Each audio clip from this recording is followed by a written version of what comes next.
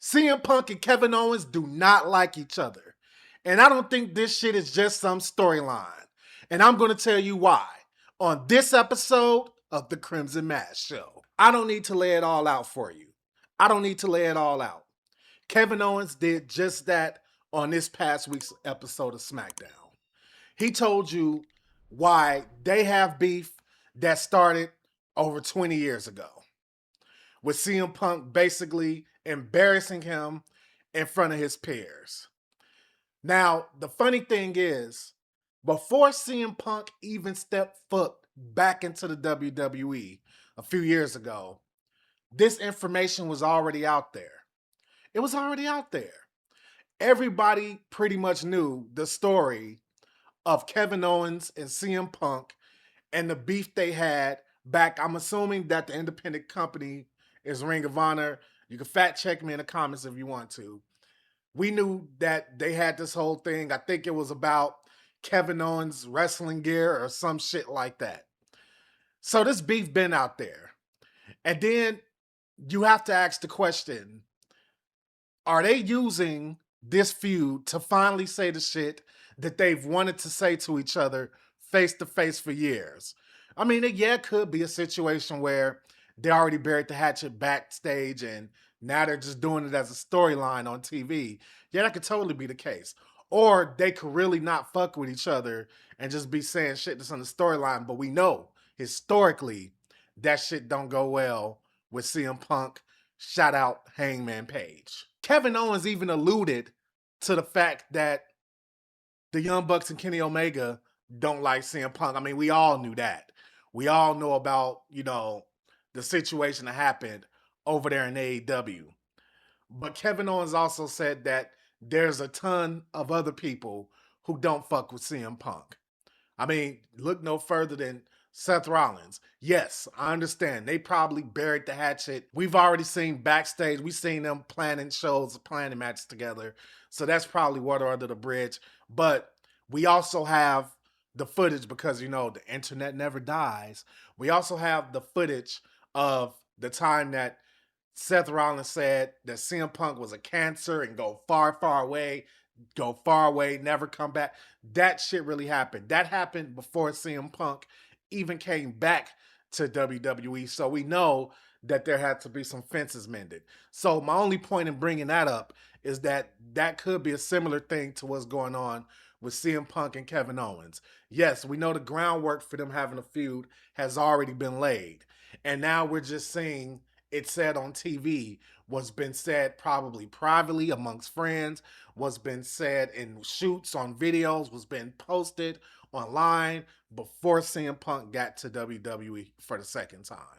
So, 20 years of hatred. So, my whole point is to say, yes, this is a storyline. Yes, it's written, we all know. But there is a big ass grain of salt that's also the truth in this feud between CM Punk and Kevin Owens. And I think that makes for a great feud. I think it makes for a great feud. Anytime you could put some real life drama into a feud and you stir in a little professional wrestling, you got some good content going there. I mean, that's pretty much it on that.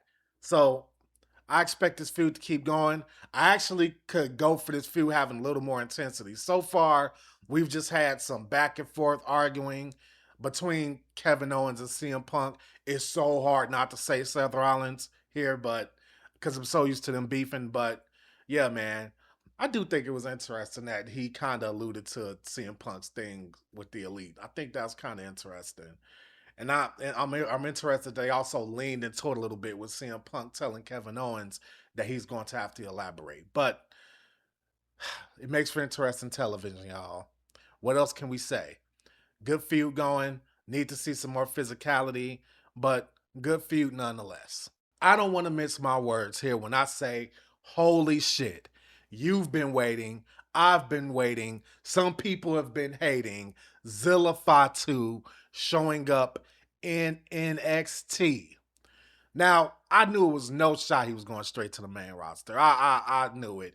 First of all, there's no way to add him to the main roster where it doesn't make shit already overcrowded when it comes to the bloodline.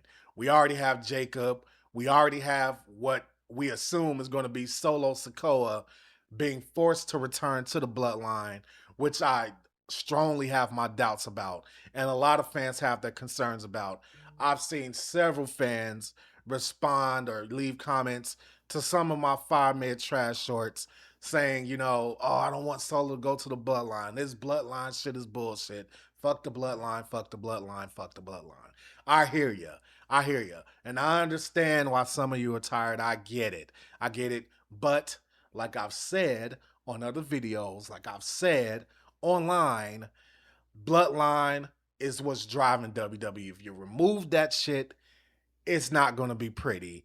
And I'm going to tell you guys real soon in the video I'm working on what happened with Roman Reigns. If Roman Reigns wasn't there, WWE would be completely fucked, and they may be licking AEW's boots if it wasn't for Roman Reigns. But back to Zilla Fatu, something that we've been waiting for. Zilla Fatu looked great in his debut. He dominated Grayson Waller. He dominated Montana Cruz Montana, whatever we're calling him. But I still call that motherfucker Santana. But, we're going to see, man. Are they going to put that belt on Zilla Fatu immediately? Oh, my God, if that happens, some of these bloodline haters, they're going to fucking lose their mind. They're going to completely lose their shit if that happens. I'm not going to lose my shit because I understand the significance of the bloodline to WWE. I understand the significance to the bloodline in professional wrestling. And you'll appreciate it when it's gone. Trust me, you'll appreciate it when it's gone. But Zilla, he needs to be booked like when he joins the bloodline, he needs to be Randy Orton-esque, Randy Orton in Evolution, where it's like, young guy, you'll have your time, young guy, because he legit is the youngest dude out of all those guys. Like, most of those guys are late 30s, early 40s. I mean, so this guy is the future. When you talk about the bloodline of the future, it is Zilla Fatu. It is Zilla Fatu. And now he's here. He's in WWE. He called his shot. He could have went to AEW a long time ago. There's a lot of fun shit they could have did with that. But he wanted to be with his family. He wanted to join WWE. And after a long winding road, he finally fucking did it. It's going to be interesting to see how fast and how high they push him in NXT. It's going to be interesting to see how soon they move ahead and call him up to the main roster. It might be just like Solo. Solo was in NXT for probably, I want to say, less than a year. It feels like less than a year. He was on NXT 2.0. And the next thing you know, boom, he's helping Roman Reigns. So we're going to see. And we're going to see what's going to happen when he gets up to the main roster. Is he going to further bolster the bloodline?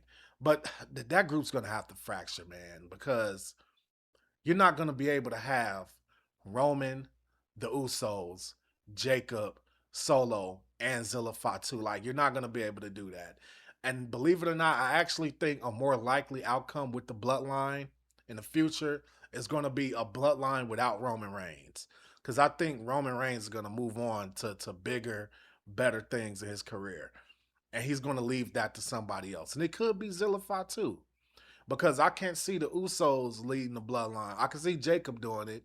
But again, Zilla is the young gun of the group. So we're going to see how that turns out. Is he even going to want to fuck with the bloodline? Is WWE even going to want him to be a part of the bloodline, or is he going to be a lone wolf like Solo was trying to be? And we'll see what happens with Solo this week. But yeah, man, super excited for Zilla Fatu in WWE. Can't wait to see what they do with him. Answer me something. WWE, okay, first of all, I thought the whole planning, scrapping shit right before the show shit was done when Vince McMahon left. I thought that shit was done. But apparently, this week, WWE, it seemed like WWE cut off 40% of their fucking show because I swear, everything landed online as an exclusive. Everything. And I'm not just talking about little goofy backstage segments. Yeah, they had one of those, Matt Cardona, The Miz, whatever. But I'm talking about important shit. Like, you don't think that we all wanted to know who Shinsuke's mystery partner is going to be? Fucking Takahashi. Like, you don't think we all wanted to know that, but it landed as an exclusive. And if it wasn't for me doom scrolling, I wouldn't have fucking known. I wouldn't have fucking known. I would have been confused as fuck. Oh shit, there's Takahashi. Whenever he does appear. Now, on a small note for that, I'm not optimistic. I'm not optimistic with WWE's history in booking Japanese wrestlers outside of Io Sky. I'm not optimistic about what they're going to do with him, but that's besides the point. Anyway, what's up with all these fucking cut segments?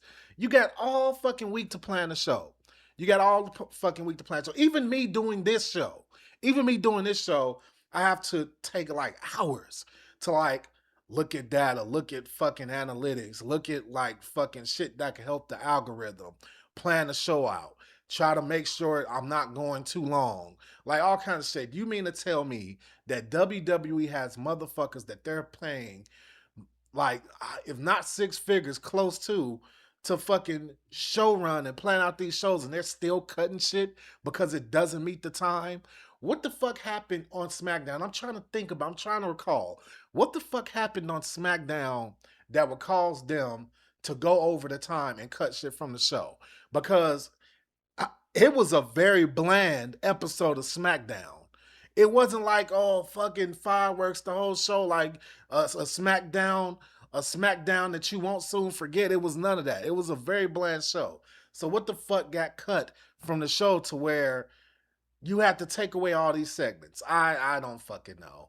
But that's why we call this shit Clown Corner, because every week WWE guarantees gonna do some clown ass shit. All right, Mask Gang, if you made it this far, go ahead, hit that like button, hit that subscribe button. It'll help us out with the algorithm. And I'll catch you guys next week on the Crimson Mask Show. We out.